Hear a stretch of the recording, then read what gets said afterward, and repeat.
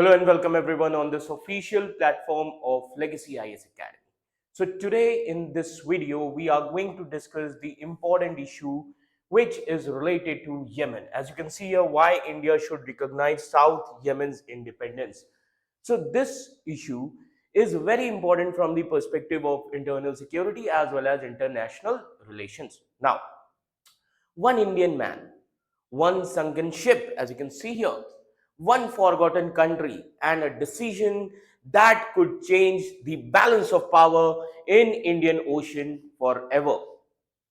So, what if I told you that the key to Indian Ocean security, Red Sea trade stability, as well as the collapse of a dangerous rebel empire lies not in Washington or Riyadh, but in a very small defined region which is called as South Yemen region. So what if decades of global diplomacy were based on a lie?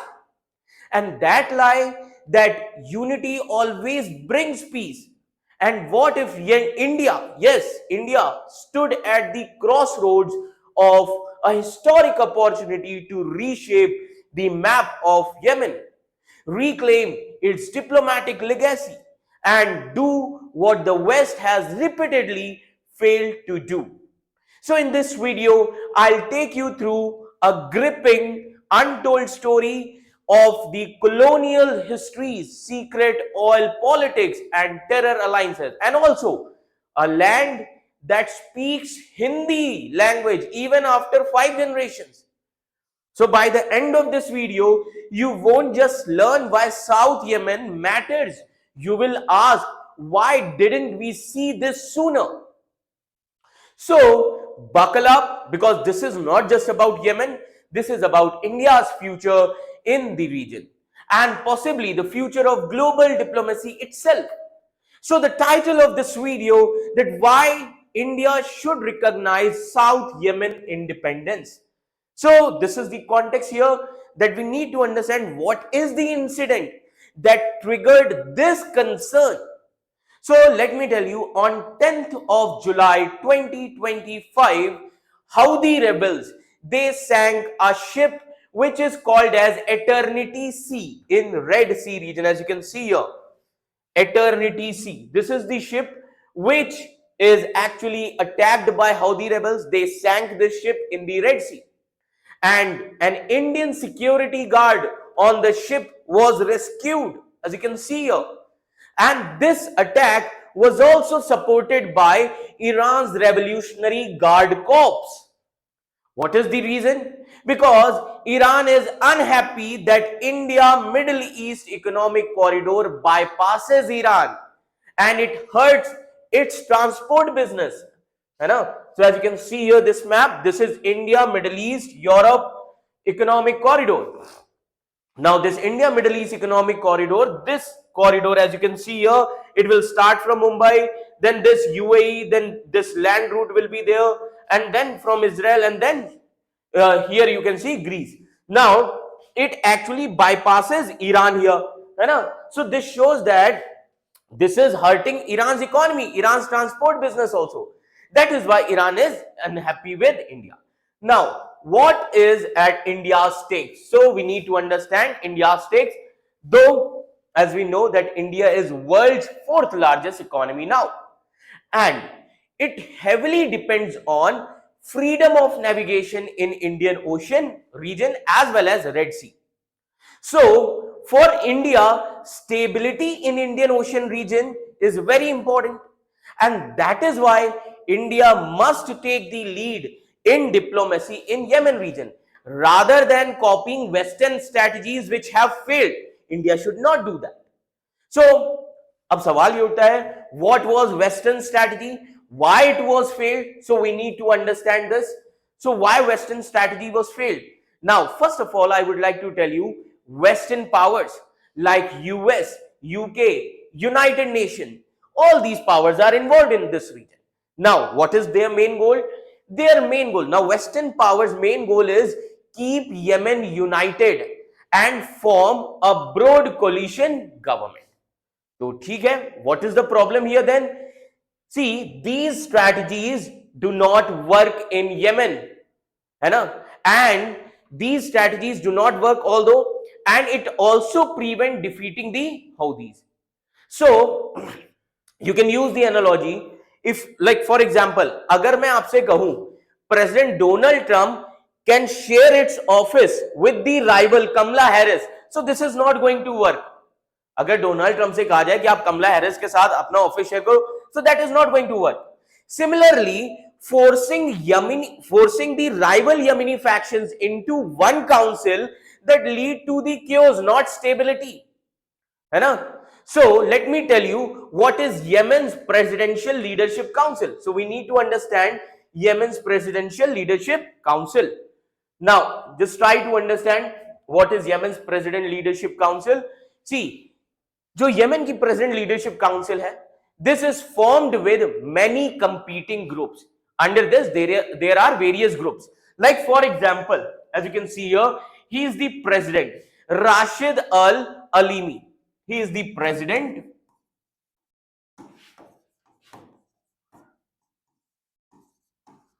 Rashid Al Alimi. Now Rashid Al Alimi, he is from General People's Congress Party. Okay, he is from General People's Congress Party. Now General People's Congress Party के जो former leader थे, that was Ali Abdullah Saleh. As you can see here, he is Ali Abdullah Saleh. He was the former leader. Now अब president कहां, अब president तो इस party का है. Vice chairman are sometimes they are from like southern transitional council, then sometimes they are from Muslim Brotherhood, then sometimes they are from Saleh's own family.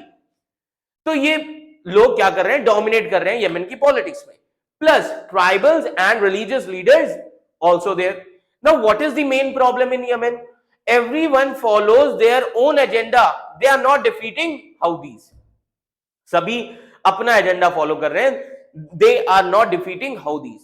Now, internal conflict, है ना. अब अगर हम internal conflict की बात करें, so there are two things. First thing is Muslim Brotherhood in Yemen and Northern leader. Two things are there. Now, when we say Muslim Brotherhood in Yemen, so sometimes they support Al-Qaeda in Arabian Peninsula. They support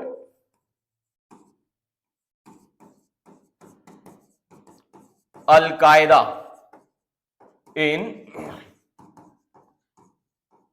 Arabian Peninsula. तो ये एक सबसे बड़ा challenge है.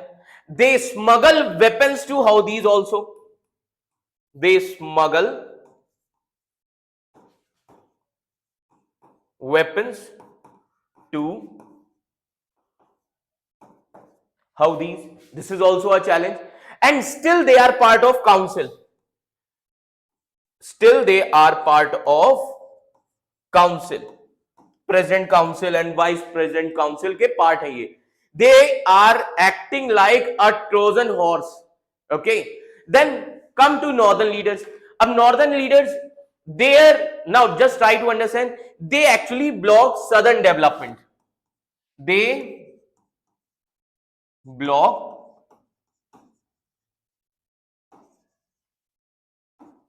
southern development. ये south में development नहीं होने देते. Second, now for example, I would like to give you example here. Aden has plenty of fuel, but is not allowed to sell it. Aden has plenty of fuel, but Aden is not allowed to sell it. Now, what is the result?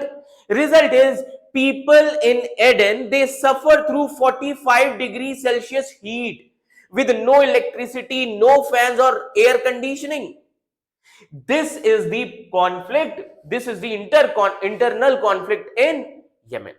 Now, let's talk about the history of South Yemen. अब South Yemen की history क्या रही है? So, let me tell you that Britishers, they have colonized Aden in 1839 as a coaling station for ships which were going to India, as you can see here. That is why Aden क्या बन गया? Aden became Aden Protectorate, as you can see here. This is how Aden was divided.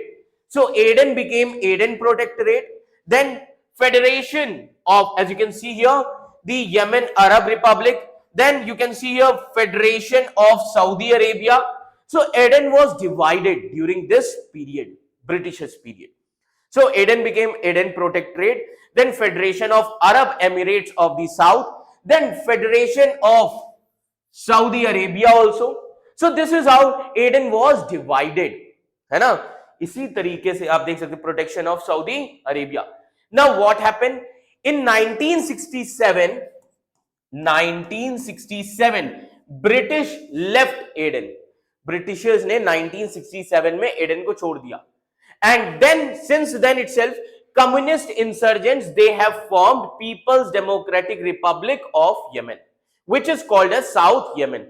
So after 1967, here in South Yemen, you will see communist insurgent, they have formed People's Democratic Republic of Yemen, which is also called as South Yemen. Clear?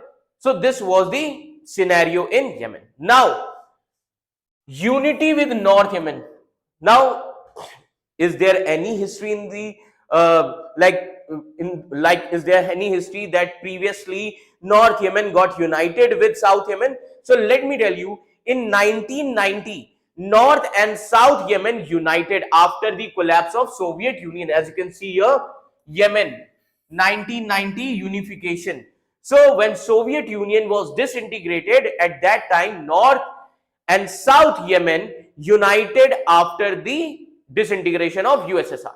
But it was a forced thing and unhappy union. ये forcefully किया गया था. It was the unhappy union. Now, that is why you will see that South Yemen will try to break away in 1994. So that is why South Yemen tried to break away in 1994. But what happened? North Yemen conquered them.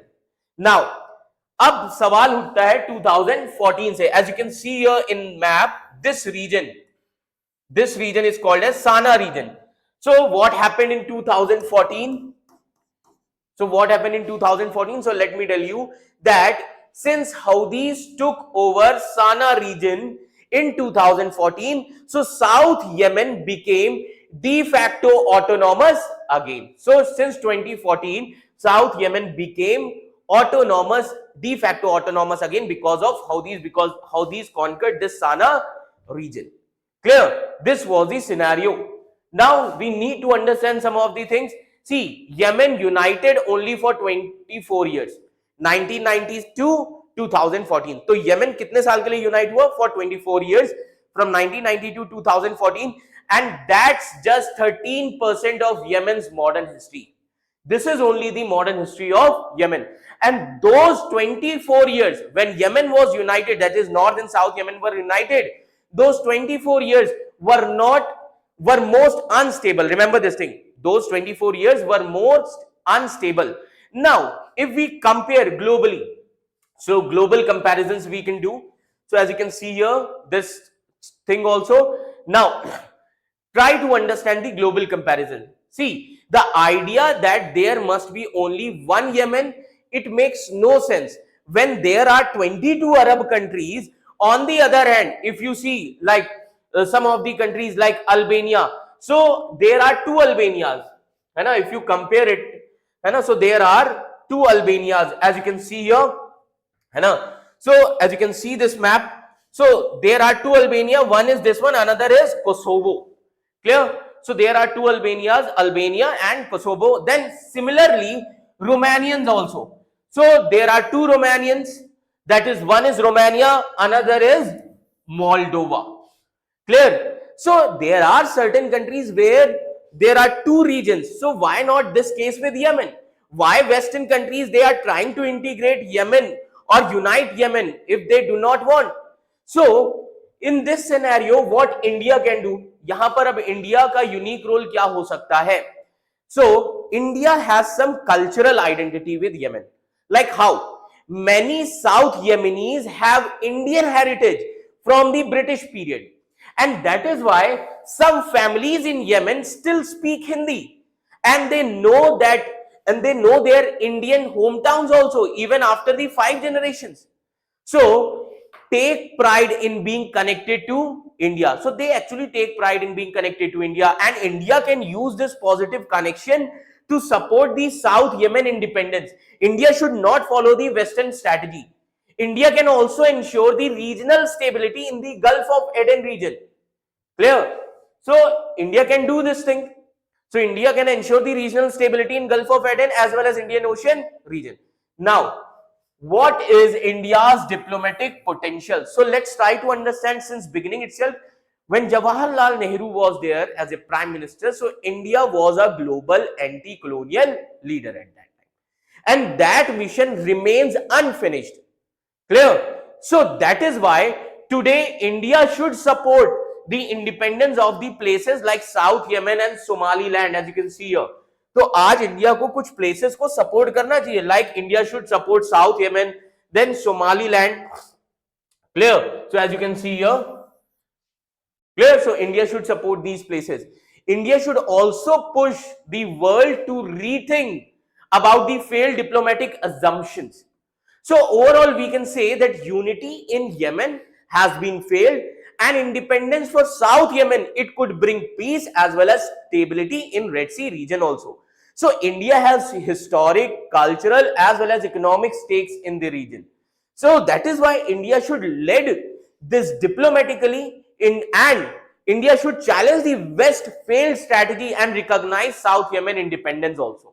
So overall, we can say in a world which is obsessed with the artificial unity, South Yemen stands as a rebellious proof that peace sometimes lies in separation also, not in forced togetherness. So for 24 years, Yemen was united, but those were the most violent and unstable years in its modern history. So the fact don't lie, but our foreign policies often do. So the West clings to its old script, but India does not have to follow it. We can write our own. So with deep cultural ties as well as centuries old connections as well as strategic interest at stake, India holds the moral as well as diplomatic and historical compass to recognize the South Yemen's reality. Now, the question is not just should India recognize South Yemen or not. It is, if not India, then who? If not now, then when? Because in the silence of diplomacy, sometimes the bold recognition speaks louder than 1,000 of peace talks. And if this perspective opened your eyes, then like this video, share this video and comment your thoughts below. Let's take this conversation global, and do not forget to subscribe our channel Legacy IAS Academy, because what the news hides, we decode. Thank you so much.